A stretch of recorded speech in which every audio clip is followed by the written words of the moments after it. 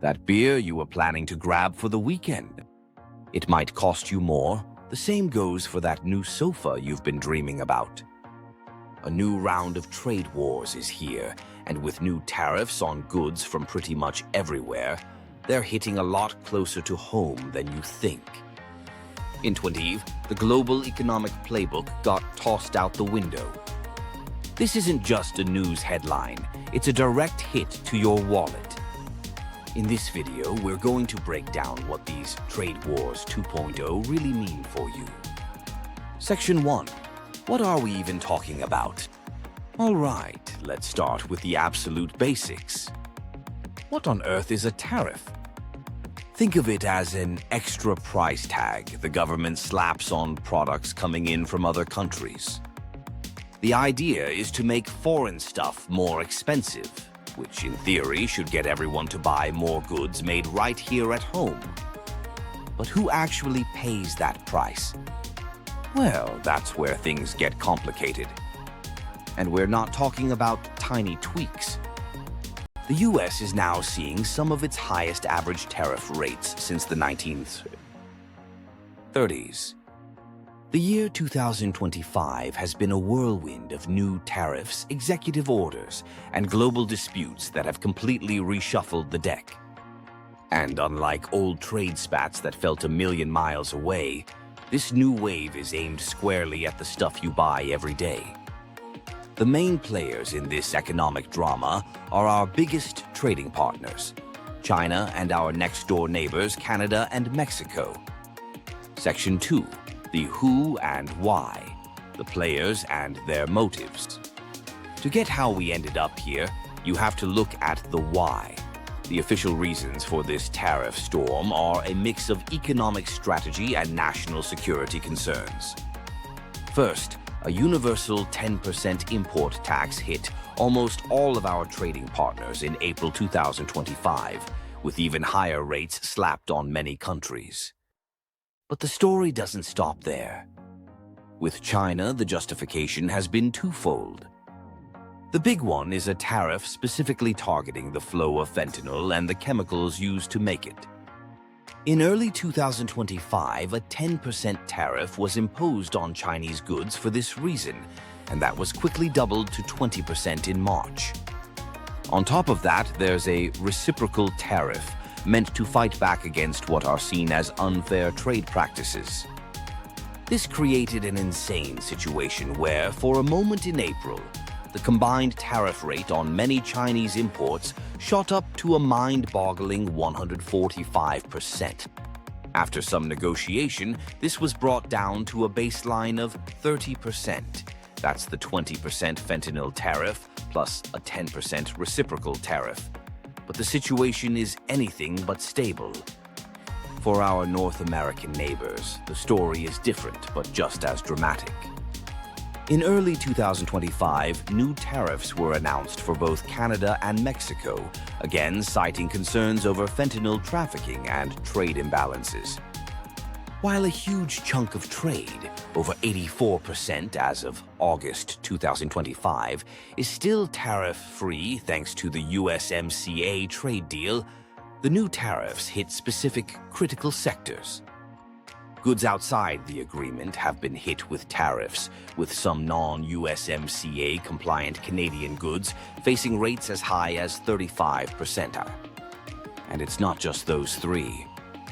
The administration also unleashed major tariff hikes on steel and aluminum from almost every country on Earth, citing national security. Tariffs on steel and aluminum started at 25% in early 2025 and were then doubled to 50% by June for all countries except the UK, which is in its own separate talks. This move alone has massive ripple effects, which we'll get to in a second. As if that weren't enough, the government has launched so-called Section 232 investigations into a whole list of other products, like copper, lumber, and semiconductors. These investigations are the first step toward justifying even more tariffs. It's an aggressive strategy that has thrown decades of trade policy into total chaos. Section 3. The real-world impact. What's getting more expensive? This is where the economic theory crashes into your bank account. These tariffs aren't some abstract fee paid by foreign companies. Almost always, that cost gets passed down the line. American businesses that import goods pay the tariff, and to stay in business, they pass that cost on to you. So let's look at what's in the crosshairs. Let's go back to that new sofa or dining table. Furniture, especially from China, has been slammed with a brutal 30% baseline tariff, and that's not even counting older tariffs that might still apply. The impact was immediate. In the first half of 2025, furniture imports from China dropped by over 22%. This squeeze, combined with higher costs, means fewer choices and higher prices at the store. One analysis showed furniture prices were already 3.1% higher than their pre-2025 trend back in June. Now, let's talk about that 50% tariff on steel and aluminum. This is a huge deal because those metals are in everything. We're talking refrigerators, washing machines, and dishwashers. The cost to make them just jumped. The same goes for your car. It even affects the can of beer or soda you're drinking, since the tariffs specifically cover empty aluminum cans. And to make things even crazier, new rules now require steel to be melted and poured in the US to avoid tariffs, creating a huge mess for international supply chains. And our neighbors? The tariffs on certain Canadian and Mexican goods hit us right in the grocery aisle and the hardware store. Fresh fruits and vegetables, beer, and liquor are all on the list. So is lumber from Canada, which is critical for building homes in the US. Higher lumber costs mean more expensive construction, which can drive up housing prices. Electronics and steel from both countries are also facing these new taxes. To be clear, the majority of products from Canada and Mexico are still protected by the USMCA agreement. But the items being targeted are significant, and the constant threat of new tariffs creates a climate of uncertainty that makes it tough for businesses to plan for the future. The data is already telling the story. Research from the Budget Lab at Yale found that in June 2025 alone, between 61% and 80% of the cost of these new tariffs was passed directly on to consumers in the form of higher prices. The same report noted that in the first half of the year, prices for these core goods jumped 1.5%, compared to just 0.3% in the same period of 2024. We're seeing sharp spikes in specific categories too. For instance, the price of video and audio equipment was 5.7% higher than its pre-2025 trend, and household appliances were up 3.9%. Section 4. The broader consequences. A global domino effect, the fallout from these trade wars, goes way beyond the price tags you see at the store. It's creating a ripple effect that's putting the brakes on the entire global economy. For one, it's a major driver of inflation. When imported goods and raw materials cost more, businesses can either eat the cost or raise their prices. Many are being forced to raise prices. While tariffs aren't the only thing causing inflation, they're a big piece of the puzzle, putting more pressure on already strained household budgets. Small businesses are getting hit especially hard. Unlike giant corporations, they can't just switch suppliers overnight or absorb huge new taxes. Between April and July 2025, American businesses paid an extra $67.3 billion in tariffs compared to the year before. For the country's small businesses, that came out to an average of over $90,000 each in just 4 months.